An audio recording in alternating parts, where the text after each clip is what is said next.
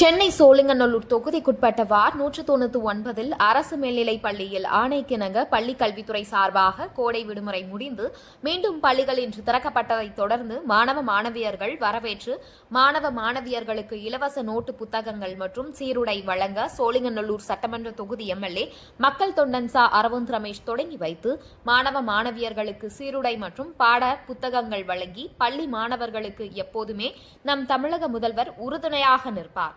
நீங்கள் நல்ல முறையாக படித்து நல்ல ஒரு பட்டதாரியாக ஆக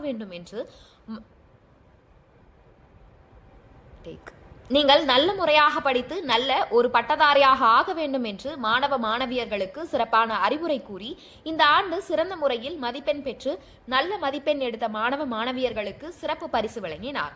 அதனைத் தொடர்ந்து ஆசிரியர்களுக்கும் சால்வை அணிவித்து மரியாதை செலுத்தினார். உதவி வழங்கும் விழாவில் மாமன்ற உறுப்பினர் ஜி. சங்கர், பாபு, ஜனரதன், எஸ்.ஆர். உமாபதி, பள்ளி ஆசிரியர்கள், மாணவ மாணவிகள் கலந்து கொண்டு இந்த நிகழ்ச்சியை சிறப்பாக நடத்தினார்கள்.